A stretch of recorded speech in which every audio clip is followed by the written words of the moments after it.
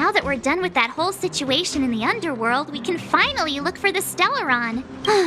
But thinking about it, I feel a bit bad about Clara. We promised her that our talks with Svarog would go peacefully. You tried your best to persuade him. It's my fault for not preparing better for such a situation in advance. I didn't mean for you guys to start beating yourselves up over it. Look on the bright side. Things turned out all right, didn't they? Now everyone knows that the real problem here is the Stellaron, and they're willing to help us out. All in all, the mission is going super smoothly. But we still have a lot left to figure out. For instance... Exactly. We don't even have the Stellaron's coordinates and location. Cocolia's sudden change in attitude is also very curious. We still haven't put all of the pieces together.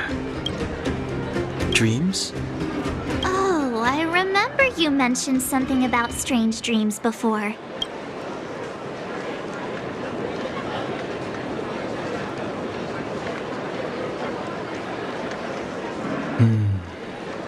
All three dreams were the same, with Cocolia and that other fool. It would be weird to call it a coincidence. I'm wondering if these dreams aren't just random, if there is some meaning behind them. Maybe you're having them because... Because of the Stellaron inside him? That's my hunch, but I have no proof. Well, then that's as good as nothing for now. So, what should we do when we get back above ground? After all this talk, we're still back at square one. We solve a puzzle one piece at a time. Let's get some rest.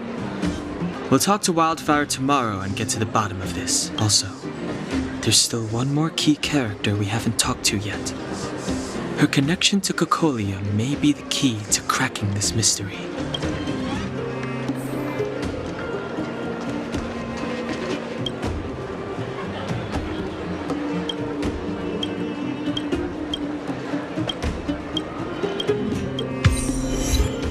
Your pit must have been exhausting. Please have some food and get a good night's rest.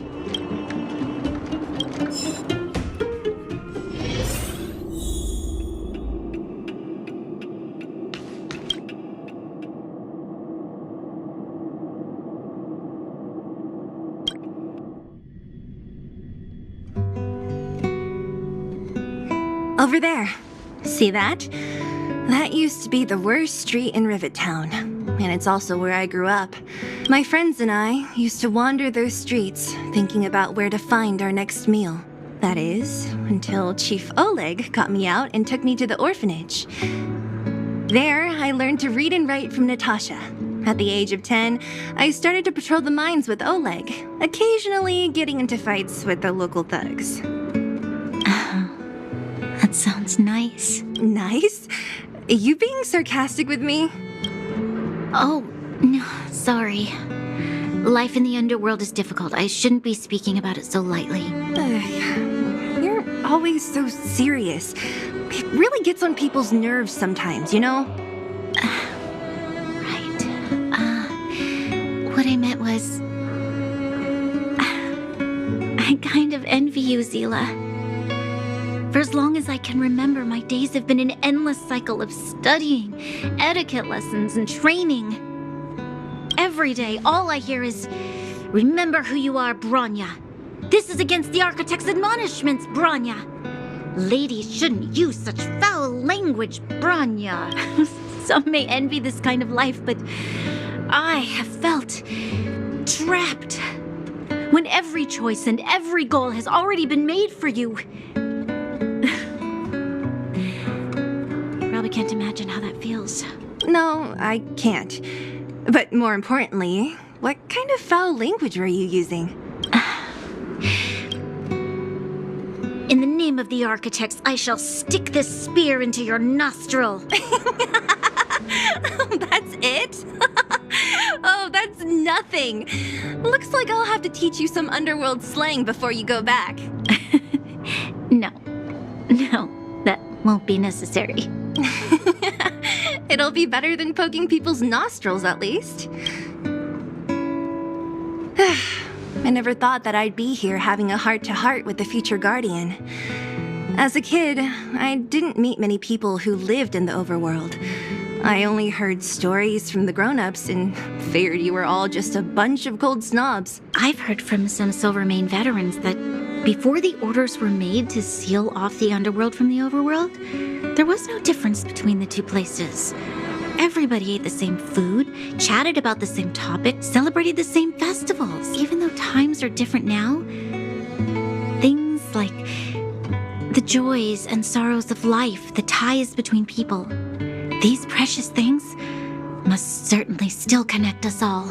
If there is a way to bridge the gap between the two worlds, we can definitely go back to the time when you and I were not divided, when we could stand side by side against the Eternal Freeze and the Fragmentum. I'm not like you. I don't have that many grand plans for the future. But if that's the future you want, I'm willing to build this bridge with you. Thank you, Zila. Your trust is very important to me. Speaking of which, what are you going to do next? What Svarog revealed must have made quite an impact, huh? Yes. I thought I was prepared for anything, but as long as I am the Guardian's successor, those truths will come out sooner or later. But why does my mother hide it from me, and why does she want me to hunt down the outsiders who know about the nature of the Stellaron? It doesn't make sense. I thought it over. There's only one thing I can do. Go ask her directly. Hold on. You're not really going, are you? Alone? You can't. This plan is... I've already thought it through, Zila. I am Madame Cocolia's daughter. That will never change. Be it my duties as her heir or as a Silvermane guard, I must face my problems head on.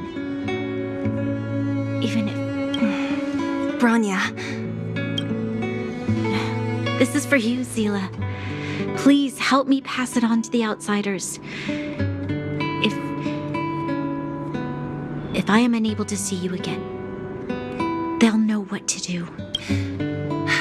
Okay, I understand. You've made up your mind, and there's nothing I can say that will change it. But remember this. If you run into trouble, I will come to save you, no matter what. Then I'll be waiting for you. So, did you come to this spot when you were a child? Of course. I just didn't appreciate how nice it was at the time. Very nice.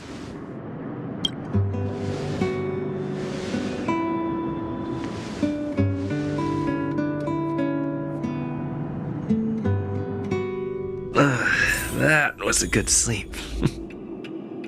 I should go meet up with March and Danhong.